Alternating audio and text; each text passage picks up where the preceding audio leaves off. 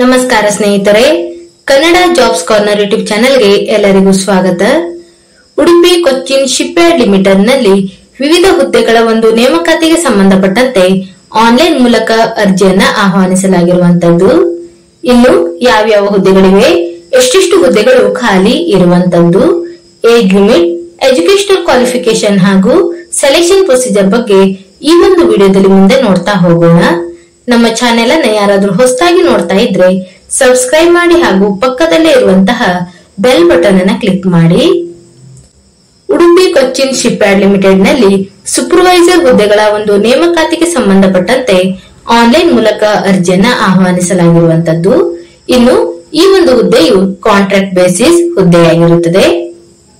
ಇನ್ನು ಈ ಹುದ್ದೆಗಳಿಗೆ ಸಂಬಂಧಪಟ್ಟಂತೆ ಎಜುಕೇಶನಲ್ ಕ್ವಾಲಿಫಿಕೇಶನ್ ಹಾಗೂ ಎಕ್ಸ್ಪೀರಿಯನ್ಸ್ ಬಗ್ಗೆ ನೋಡ್ತಾ ಹೋಗೋದಾದ್ರೆ, ಮೊದಲನೇದಾಗಿ ಸೂಪರ್ವೈಸರ್ ಮೆಕ್ಯಾನಿಕಲ್ ಈ ಒಂದು ಹುದ್ದೆಗೆ ಎಜುಕೇಶನಲ್ ಕ್ವಾಲಿಫಿಕೇಶನ್ ಅನ್ನ ನೋಡ್ತಾ ಹೋಗೋದಾದ್ರೆ, ಈ ಹುದ್ದೆಗಳಿಗೆ ಅರ್ಜಿ ಸಲ್ಲಿಸುವಂತಹ ಅಭ್ಯರ್ಥಿಗಳು ಮೆಕ್ಯಾನಿಕಲ್ ಎಂಜಿನಿಯರಿಂಗ್ ನಲ್ಲಿ 3 ವರ್ಷಗಳ ಡಿಪ್ಲೊಮಾ ಮಾಡಿರುವಂತಹ ಅಭ್ಯರ್ಥಿಗಳು ಅರ್ಜಿಯನ್ನು ಸಲ್ಲಿಸಬಹುದಾಗಿರುತ್ತದೆ. ಇದರ ಜೊತೆಗೆ ಇನ್ನೂ ಒಂದು ಕ್ವಾಲಿಫಿಕೇಶನ್ ಅನ್ನು ಸಹ ನೀಡಿರುವಂತದ್ದು. ಐಟಿಐ ಆದಂತಹ ಅಭ್ಯರ್ಥಿಗಳು ಸಹ ಅರ್ಜಿಯನ್ನು ಸಲ್ಲಿಸಬಹುದು.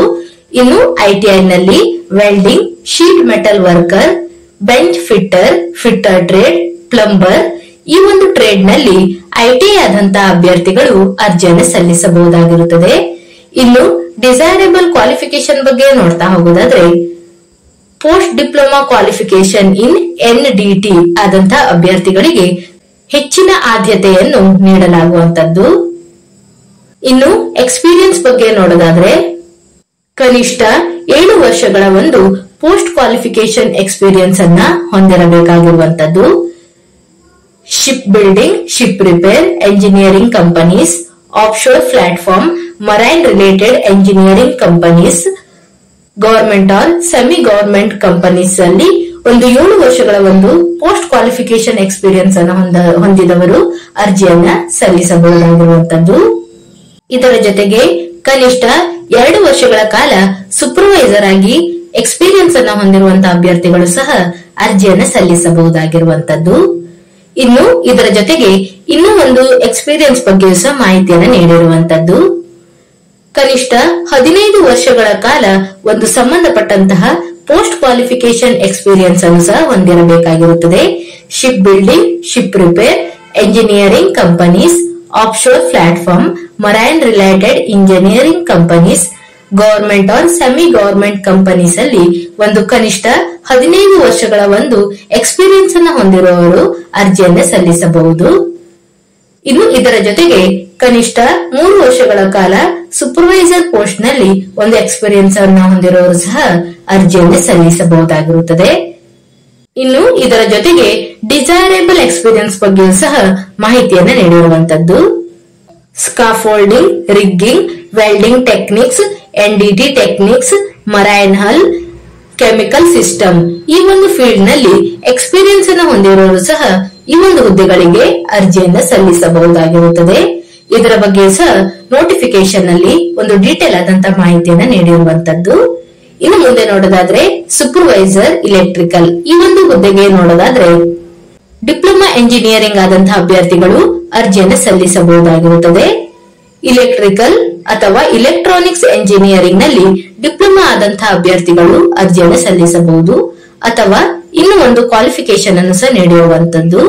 ಐಟಿಐ ಆದ ಅಭ್ಯರ್ಥಿಗಳು ಸಹ ಅರ್ಜಿಯನ್ನು ಸಲ್ಲಿಸಬಹುದಾಗಿರುತ್ತದೆ. ಇಲೆಕ್ಟ್ರಿಕಲ್ ಅಥವಾ ಇಲೆಕ್ಟ್ರಾನಿಕ್ ಟ್ರೇಡ್ ನಲ್ಲಿ ಐಟಿಐ ಆದಂತಹ ಅಭ್ಯರ್ಥಿಗಳು ಅರ್ಜಿಯನ್ನು ಸಲ್ಲಿಸಬಹುದು. ಇನ್ನು ಈ ಹುದ್ದೆಗೆ ಸಂಬಂಧಪಟ್ಟಂತೆ ಎಕ್ಸ್ಪೀರಿಯನ್ಸ್ ಬಗ್ಗೆ ನೋಟಿಫಿಕೇಶನ್ ನಲ್ಲಿ ಎಲ್ಲಾ ಮಾಹಿತಿಯನ್ನ ಡೀಟೇಲ್ ಆಗಿ ನೀಡಿರುವಂತದ್ದು. ಎಲ್ಲವನ್ನು ಸಹ ಒಂದು ಬಾರಿ ಚೆಕ್ ಮಾಡಿ.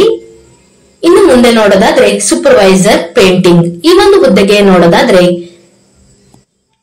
ಬಿಎಸ್ಸಿಯಲ್ಲಿ ಕೆಮಿಸ್ಟ್ರಿ ಆದಂತಹ ಅಭ್ಯರ್ಥಿಗಳು ಅರ್ಜಿಯನ್ನು ಸಲ್ಲಿಸಬಹುದಾಗಿರುತ್ತದೆ. ಅಥವಾ ಇನ್ನೂ ಕ್ವಾಲಿಫಿಕೇಶನ್ ಅನ್ನು ಸಹ ನೀಡಿರುವಂತದ್ದು. ಡಿಪ್ಲೊಮಾ ಎಂಜಿನಿಯರಿಂಗ್ ಆದಂತಹ ಅಭ್ಯರ್ಥಿಗಳು ಸಹ ಅರ್ಜಿಯನ್ನು ಸಲ್ಲಿಸಬಹುದು. ಅಥವಾ ಇನ್ನೂ ಕ್ವಾಲಿಫಿಕೇಶನ್ ಅನ್ನು ಸಹ ನೀಡಿರುವಂತದ್ದು. ಐಟಿಐ ಆದಂತಹ ಯಾವುದೇ ಟ್ರೇಡ್ ನಲ್ಲಿ ಐಟಿಐ ಆದಂತಹ ಅಭ್ಯರ್ಥಿಗಳು ಸಹ ಅರ್ಜಿಯನ್ನ ಸಲ್ಲಿಸಬಹುದು. ಇನ್ನು ಡಿಸೈರಬಲ್ ಕ್ವಾಲಿಫಿಕೇಶನ್ ಬಗ್ಗೆ ನೋಡೋದಾದ್ರೆ ಸರ್ಫೇಸ್ ಪ್ರೊಟೆಕ್ಷನ್ ನಲ್ಲಿ ಒಂದು ಸರ್ಟಿಫಿಕೇಟ್ ಅನ್ನ ಹೊಂದಿರುವ ಅಭ್ಯರ್ಥಿಗಳಿಗೆ ಹೆಚ್ಚಿನ ಒಂದು ಆದ್ಯತೆಯನ್ನ ನೀಡಲಾಗುತ್ತದೆ. ಇನ್ನು ಈ ಹುದ್ದೆಗೆ ಸಂಬಂಧಪಟ್ಟಂತೆ ಎಕ್ಸ್ಪೀರಿಯನ್ಸ್ ಬಗ್ಗೆ ನೋಟಿಫಿಕೇಶನ್ ನಲ್ಲಿ ಡೀಟೇಲ್ ಆದ ಮಾಹಿತಿಯನ್ನ ನೀಡಿದ್ದಾರೆ. ಎಲ್ಲವನ್ನು ಸಹ ಒಂದು ಬಾರಿ ಚೆಕ್ ಮಾಡಿ. ಇನ್ನು ಸೂಪರ್ವೈಸರ್ HSE ಈ ಒಂದು ಹುದ್ದೆಗೆ ನೋಡೋದಾದ್ರೆ ಡಿಪ್ಲೊಮಾ ಎಂಜಿನಿಯರಿಂಗ್ ಆದಂತಹ ಅಭ್ಯರ್ಥಿಗಳು ಅರ್ಜಿಯನ್ನು ಸಲ್ಲಿಸಬಹುದು. ಇದರ ಜೊತೆಗೆ ಇನ್ನೂ ಒಂದು ಕ್ವಾಲಿಫಿಕೇಶನ್ ಅನ್ನು ಸಹ ನೀಡಿರುವಂತದ್ದು. ಇಂಡಸ್ಟ್ರಿಯಲ್ ಸೇಫ್ಟಿ ಎಂಜಿನಿಯರಿಂಗ್ ನಲ್ಲಿ 1 ವರ್ಷಗಳ ಕಾಲ ಒಂದು ಡಿಪ್ಲೊಮಾ ಆದಂತಹ ಅಭ್ಯರ್ಥಿಗಳು ಅರ್ಜಿಯನ್ನ ಸಲ್ಲಿಸಬಹುದಾಗಿರುತ್ತದೆ. ಇನ್ನು ಎಕ್ಸ್ಪೀರಿಯನ್ಸ್ ಬಗ್ಗೆ ನೋಡೋದಾದ್ರೆ ಕನಿಷ್ಠ 5 ವರ್ಷಗಳ ಕಾಲ health safety and environment in shipyard or marine or construction engineering industry or oil and gas or manufacturing ಇಂಡಸ್ಟ್ರಿಯಲ್ಲಿ ಕನಿಷ್ಠ 5 ವರ್ಷಗಳ ಕಾಲ ಎಕ್ಸ್ಪೀರಿಯನ್ಸ್ ಅನ್ನ ಹೊಂದಿರುವವರು ಅರ್ಜಿಯನ್ನು ಸಲ್ಲಿಸಬಹುದಾಗಿರುತ್ತದೆ. ಇನ್ನು ಒಂದು ಡಿಸೈರಬಲ್ ಎಕ್ಸ್ಪೀರಿಯನ್ಸ್ ಬಗ್ಗೆಯೂ ಸಹ ನೀಡಿರುವಂತದ್ದು. ಇದರ ಜೊತೆಗೆ ಕನ್ನಡ, ಇಂಗ್ಲಿಷ್ ಮತ್ತು ಹಿಂದಿಯಲ್ಲಿ ಗುಡ್ ಕಮ್ಯುನಿಕೇಶನ್ ಸ್ಕಿಲ್ಸ್ ಅನ್ನು ಸಹ ಹೊಂದಿರಬೇಕಾಗಿರುತ್ತದೆ.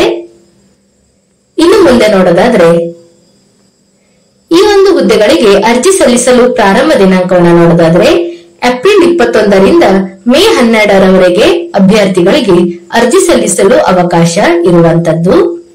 ಇನ್ನು ಕ್ಯಾಟಗರಿ ವೈಸ್ ವೇಕೆನ್ಸಿಯನ್ನ ನೋಡೋದಾದ್ರೆ ಸೂಪರ್ವೈಸರ್ ಮೆಕ್ಯಾನಿಕಲ್ ಈ ಒಂದು ಹುದ್ದೆಗೆ ನೋಡೋದಾದ್ರೆ ಒಟ್ಟು 10 ಹುದ್ದೆಗಳು ಖಾಲಿ ಇರುವಂತದ್ದು.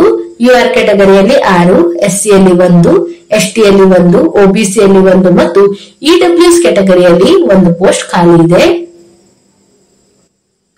ಇನ್ನು ಸೂಪರ್ವೈಸರ್ ಇಲೆಕ್ಟ್ರಿಕಲ್ ಈ ಒಂದು ಹುದ್ದೆಗೆ ನೋಡೋದಾದ್ರೆ ಒಟ್ಟು 5 ಹುದ್ದೆಗಳು ಖಾಲಿ ಇರುವಂತದ್ದು.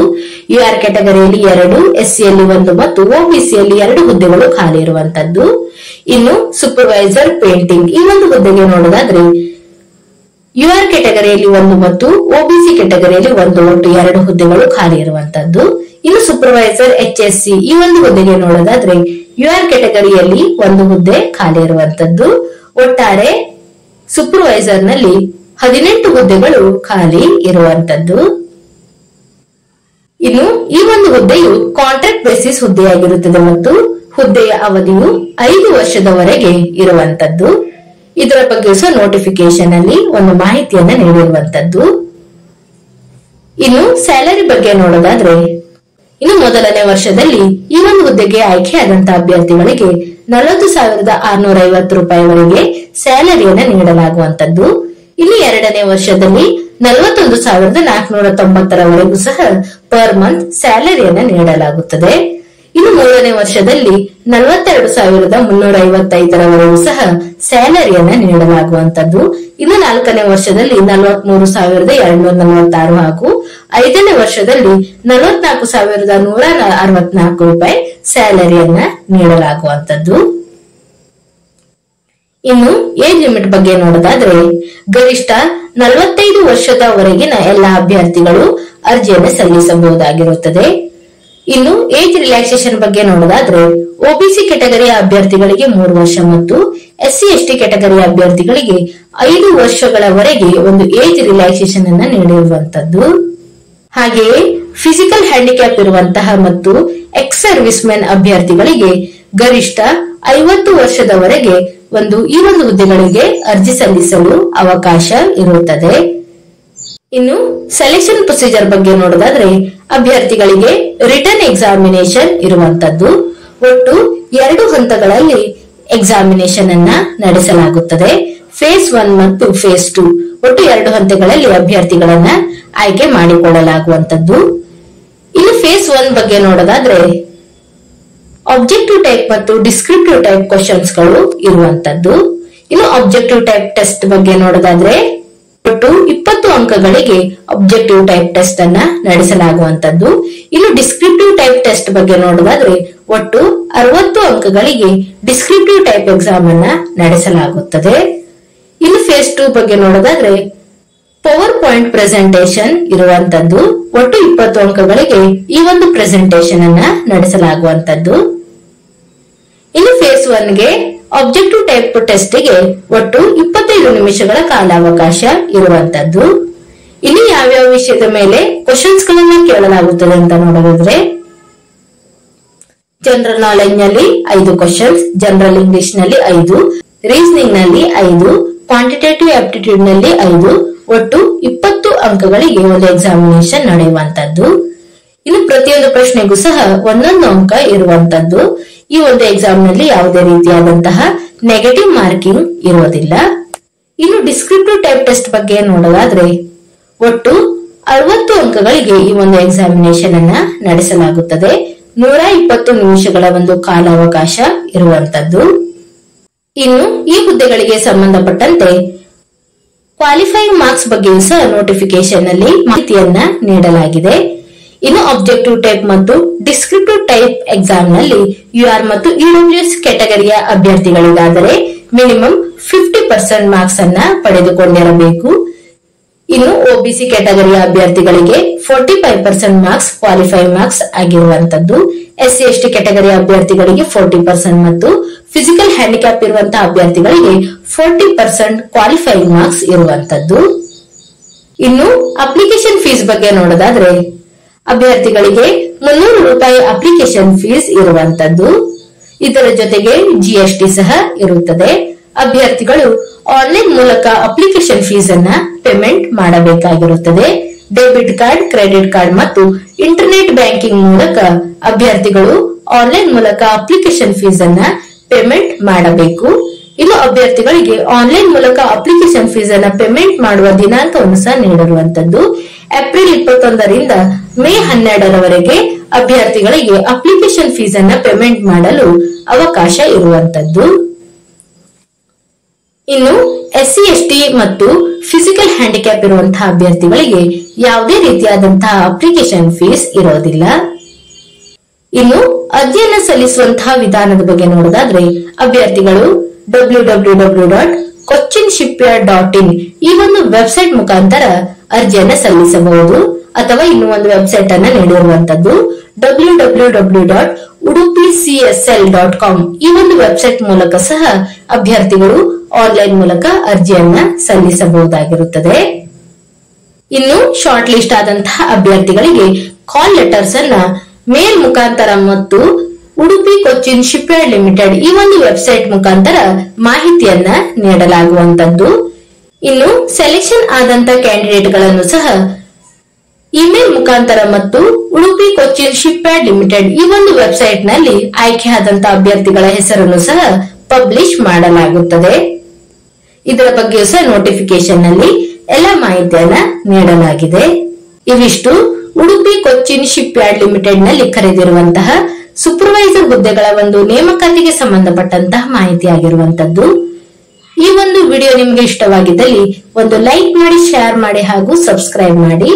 ಜೊತೆಗೆ ಪಕ್ಕದಲ್ಲೇ ಇರುವಂತಹ ಬೆಲ್ ಬಟನ್ ಅನ್ನು ಕ್ಲಿಕ್ ಮಾಡಿ. ಏನಾದರೂ ಡೌಟ್ಸ್ ಇದ್ದರೆ ಕಮೆಂಟ್ ಬಾಕ್ಸಿನಲ್ಲಿ ಕಮೆಂಟ್ ಮಾಡಿ.